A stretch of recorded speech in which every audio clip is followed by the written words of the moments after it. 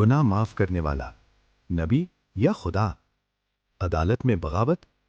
फर्ज करें आप एक अदालत में खड़े हैं, आप पर कत्ल का इल्जाम है और जज आपको सजा सुनाने वाला है। अचानक अदालत का चपड़ासी या गेट कीपर खड़ा होता है और आपसे कहता है, जा बेटा, मैंने तुझे माफ किया, तू आज़ाद है। क्या होगा?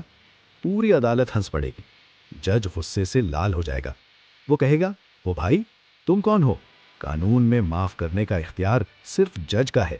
तुम सिर्फ खबर दे सकते हो, फैसला नहीं सुना सकते। अब तारीख़ इंसानियत की सबसे बड़ी अदालत में चलते हैं। तमाम अंबिया, इब्राहीम, मूसा, दाऊद, मोहम्मद खुदा के मैसेंजर यानी पैगाम रसां थे। वो चपड़ासी या वकील की तरह सिर्फ खबर दे सकते थे कि तौबा करो तो शायद खुदा माफ कर दे। लेकिन तारीख में एक शख्स ऐसा आया जिसने आसमान की तरफ उंगली नहीं उठाई, बल्कि गुनाहगार की आंखों में आंखें डालकर कहा, बेटा, तेरे गुनाह माफ हुए। ये शख्स या तो पागल था या फिर ये खुद उस कुर्सी पर बैठा था जहां खुदा बैठता है। आज का सवाल ये है कि यसू ने वो जुमला क्यों बोला जो कोई नबी नहीं बोल सकता। यसू का दावा, कुफर या खुदाई। आइए इंजील मुकद्दस मरकस के दूसरे बाब मार्क चैप्टर 2 वर्सेस 1 to 12 को खोलते हैं। चार दोस्त एक मफलूज आदमी को छत फाड़कर यसू के कदमों में उतारते हैं। सबको लग रहा था कि यसू कहेंगे, उठ और चल फिर, जैसे आम मोजज़ा होता है। लेकिन यसू ने वो नहीं कहा। यसू ने उसकी रूह को देखा और फरमाया, बेटा, तेरे गुनाह माफ हुए। वहां बैठे यहूदी उलमा जो तौरात के हाफिज थे कि दिमाग की रगें फट गईं। उन्होंने फौरन कहा, ये शख्स कुफर बकता है, खुदा के सिवा कौन गुनाह माफ कर सकता है। वो बिल्कुल ठीक कह रहे थे। अगर मैं आपके भाई को थप्पड़ मारूं और आपका पड़ोसी आकर कहे मैंने माफ किया, तो ये बेवकूफ़ी है। माफ वो करता है जिसका हक मारा गया हो। हर गुनाह खुदा के खिलाफ बगावत है, इसलिए माफी का स्टैम्प पेपर सिर्फ खुदा के पास है। लेकिन यसू ने वहां खड़े होकर दावा किया कि ये स्टैम्प पेपर मेरे हाथ में है। यसू ने यह नहीं कहा कि मैं खुदा से दुआ करूंगा कि वो तुझे माफ करे। यसू ने फरमाया, मैं माफ करता हूं, आई फॉरगिव। ये नबी का लहजा नहीं है, ये बादशाह का लहजा है। सबूत, नजर आने वाला मोजिजा। उलमा ने दिल में सोचा, ये सिर्फ बातें मना रहा है, गुनाह माफ हुए या नहीं ये कौन देख सकता है। यसू ने उनके दिल की बात जान ली, जो खुद खुदाई सिफत है, और चैलेंज किया, आसान क्या है, ये कहना कि तेरे गुनाह माफ हुए या ये कहना कि अपना बिस्तर उठा और चल। लेकिन ताकि तुम जान लो कि इब्ने आदम को जमीन पर गुनाह माफ करने का इख्तियार है। फिर यसू उस मफलूज की तरफ मुड़े और कहा, उठ। और वो शख्स जो सालों से हिल नहीं सकता था, बिस्तर उठाकर बाहर भाग गया। ये मोजज़ा सबूत था कि यसू का पहला जुमला माफी वाला सच था।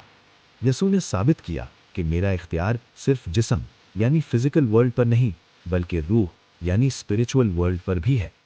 यहां यसू ने अपनी इल्हियत पर मुहर लगा दी। इस्लाम पर तनकीद, नबियों की कमजोरी।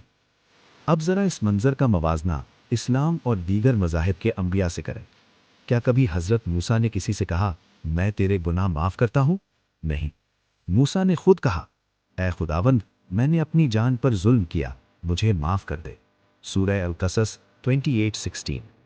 क्या कभी हजरत आदम ने कहा? नहीं। उन्होंने कहा, रब्बना ज़लमना अनफुसना, यानी ऐ हमारे रब, हमने अपनी जानों पर जुल्म किया। सूरह अल-आराफ 7:23। अब सबसे अहम सवाल, क्या इस्लाम के पैगंबर ने कभी किसी को कहा, मैं तेरे गुनाह बख्शता हूं? हरगिज नहीं। कुरान की सूरह मुहम्मद 47:19 में अल्लाह अपने नबी को हुक्म देता है, वस्तगफिर लिज़म्बिक, और अपने गुनाहों की माफ़ी मांगो।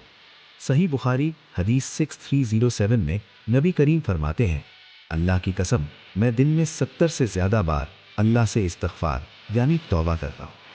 सोचने की बात है, जो शख्स खुद दिन में 70 बार माफ़ी मांग रहा है वो साइल है यानी भिखारी, और जो शख्स यसू दूसरों को माफ़ कर रहा है वो दाता है यानी गिवर। एक भिखारी दूसरे भिखारी का कर्ज अदा नहीं कर सकता, सिर्फ एक अमीर ही कर्ज चुका सकता है। शफाअत बमुकाबला कफ़ारा। मुसलमान कहते हैं, हमारे नबी क़यामत के दिन शफाअत करेंगे। फ़र्क समझे। शफाअत का मतलब है जज के पैर पकड़कर कहना, प्लीज़ इसको छोड़ दो। इसमें गारंटी नहीं होती, जज की मर्जी है, माने या ना माने। कफ़ारा کا مطلب ہے جج کے سامنے اپنا خون پیش کرنا اور کہنا اس کی سزا میں نے بھگت لی ہے، اب اسے چھوڑنا قانوناً ضروری ہے۔ یسوع سفارشی نہیں، یسوع نجات دہندہ ہے۔ اسلام میں نبی صرف راستہ دکھاتا ہے، گائیڈ۔ مسیحیت میں یسوع خود راستہ ہے، دا وے۔ اگر نبی کے پاس گناہ معاف کرنے کا اختیار ہوتا تو وہ خود توبہ کیوں کرتا؟ یسوع نے پوری زندگی میں ایک بار بھی خدا سے معافی نہیں مانگی۔ کیوں؟ کیونکہ ان میں کوئی گناہ نہیں تھا، وہ قدوس تھے۔ اختیار کا مسئلہ، آپ کس کے پاس جائیں؟ میرے دوستوں، یہ زندگی اور موت کا مسئلہ ہے۔ جب آپ مریں گے اور خدا کے سامنے کھڑے ہوں گے تو آپ کو کس کی ضرورت ہوگی؟ کیا آپ اس نبی کے پیچھے چھپیں گے جو خود اللہ سے ڈرتا تھا اور اپنی مغفرت کی دعا کرتا تھا؟ یا آپ اس خداوند کے ہاتھ میں ہاتھ دیں گے جس نے موت کو شکست دی اور کہا تمہارے گناہ معاف ہوئے؟ اگر ایک ڈاکٹر خود کینسر کا مریض ہو تو کیا وہ آپ کا کینسر ٹھیک کر سکتا ہے؟ نہیں۔ اسلام کے تمام انبیاء بشمول محمد گناہ کے کینسر سے لڑ رہے تھے، اسی لیے استغفار کرتے تھے۔ صرف یسوع مسیح وہ عظیم طبیب ہیں جنہیں کوئی بیماری یعنی گناہ نہیں تھا، اس لیے صرف وہی آپ کو شفا دے سکتے ہیں۔ دعوت۔ تو خلاصہ یہ ہے، کسی نبی نے کبھی نہیں کہا تیرے گناہ معاف ہوئے، کیونکہ وہ جانتے تھے کہ وہ انسان ہے اور یہ اختیار صرف خدا کا ہے۔ یسوع نے یہ کہا کیونکہ وہ جانتے تھے کہ وہ کون ہے۔ میں اور باپ ایک ہیں، یوحنا 10:30۔ آج یسوع آپ سے بھی یہی کہہ رہے ہیں۔ کیا آپ اپنے گناہوں کا بوجھ اٹھائے پھر رہے ہیں؟ کسی پیر، فقیر یا نبی کے پاس جانے کی ضرورت نہیں جو خود محتاج ہو۔ سیدھا مالک کے پاس آئیں، یسوع کے پاس آئیں، کیونکہ جب وہ کہتے ہیں معاف کیا تو زمین و آسمان کی کوئی طاقت آپ پر دوبارہ الزام نہیں لگا سکتی۔ کمنٹس میں لکھیں یسوع تو ہی میرا نجات دہندہ ہے۔ ویڈیو دیکھنے کا شکریہ، خدا آپ کی آنکھیں کھولے۔